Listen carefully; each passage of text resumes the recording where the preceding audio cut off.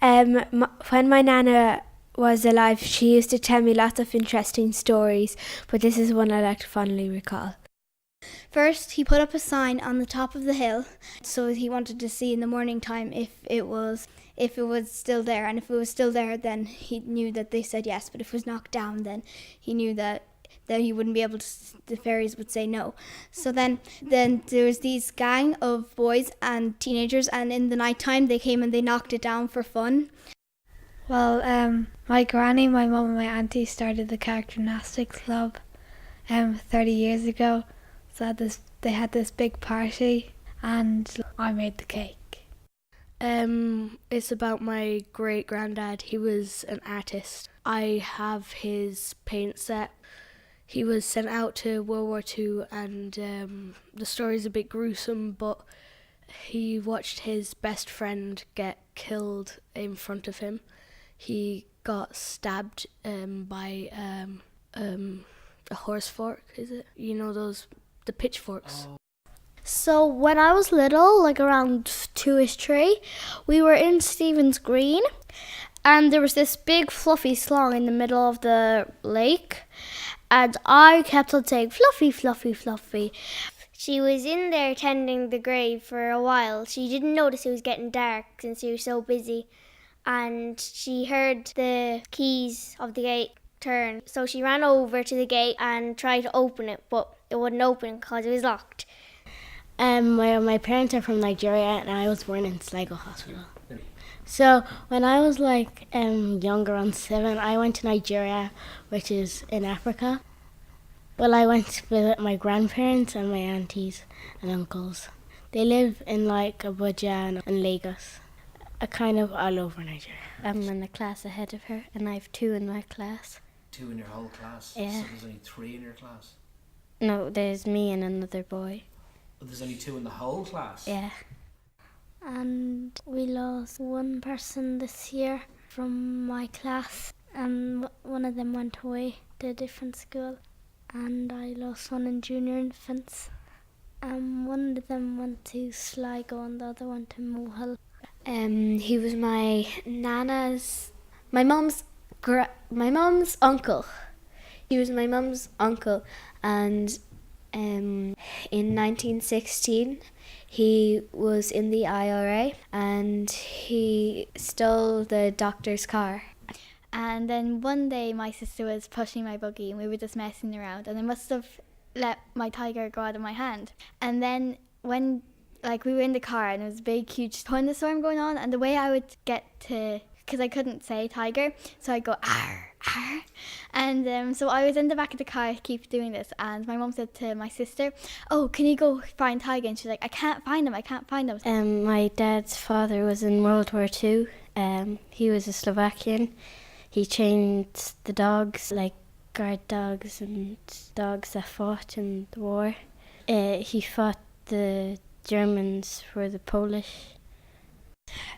There was a jumble sale that day, and a Different boy. won a water gun, and the teacher wanted to test it out. And Yeah, so we sprayed the whole class, and then the guy who won FIFA 17 was away getting the certificate, and the class came up with a plan. the plan was to get everybody's water and throw it at the boy when he came in the classroom. So he came in and they soaked his certificate, and then the principal came in. So she went mad. She always says, "Come forward, Gia, earn!" And his uncle lived in the place that my granddad still lives in today, still pretty out in the country. Now you see, what happened was, one night, as I said before, they didn't have any light and no technology or anything, and everyone knows that. So, they didn't really have a whole lot of forms of entertainment except to go out and kind of, play tricks on each other. She tripped on a stone, and all the eggs fell and just cracked. And then she had cuts and bruises on her knees and on her elbows and hands. And then she looked up, and she wasn't that far away from the shop. She was crying a bit, but she grabbed her basket and ran home. The story is about me dog. His name is Parker, and he's a golden retriever. He is like the nicest dog ever. There's 32 nationalities in the school. Poland, Lithuania, Ireland, Germany, South Africa, Kurdistan, America, Japanese and Chinese. And when my sister was maybe 7, she went outside with my granny, and they planted daffodils just along where our tree house is, so like near a stone wall. And through the years they've got trampled by the dogs, but there's this little patch that's still alive, and it blooms still every year, and for some reason they don't seem to go through that patch. They always went through the ones down near the tree house. It's more of like memories. I didn't know much about him. Kind of wish I was closer to him. Every now and again we used to go watch the Man U games down at the pub. I wasn't really interested in football at that time, and then about September 2016 I went into Carricktown and I became a member of the under-11s club. He said it was the Monday before he died, and he said he'd come see one of my games to watch me play. He never got to come. My story is about my great-great-uncle who was in the World War II. He's my mother's father's brother. Instead of, because there was a low supply, they used rations instead of money. My mum has one of those. There's like these little stamps that you'd give people at the shop to get the food. And then you only had like one a day that you could use for all different things. She showed us my uncle, and he was called George Rose, and he was a famous actor and singer at his time. And we were quite interested in this because it was our great-great-uncle.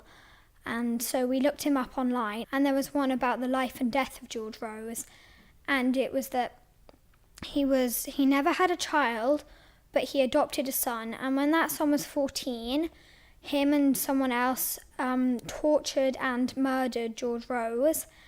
And they set up his death to look like it had been a drug accident. Well, I was on the Lele Toy Show, I think, 2 years ago. And, I brought my hen on too. And then they called me for an audition, but they didn't want the hen. But then when I got onto the show, they brought the hen on. My story is about the time I crashed into a cow with my bike. And I actually still have a scar from my arm here. Were you badly injured? Yeah, I was badly injured. The cow? The cow...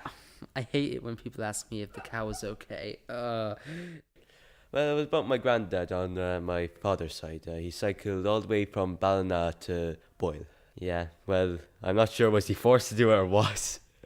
Well, he told me a good few times about, as I said, he showed me his uniform a few times, like the helmet and the uniform. And he also told me about a few guns he'd use. He'd use a Uzi, I think. I'm not sure what sort of gun that is. I think it's a submachine gun or something. He just told me about this once. I was very young back then. I don't think he just didn't want to tell me that because he might upset me in some way, but I would have been fine with it.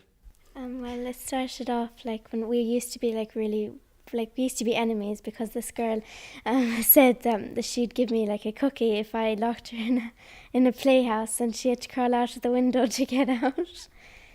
That person was me who had to crawl out of the window because I couldn't get out of the door because she'd put a big plant pot at the door blocking it. So when I did crawl out of the window, my trousers got soaked because it was so wet outside, and I got in trouble when I went home because she was like, "Why are your trousers so dirty?" I got in big trouble, and she didn't give me the cookie either.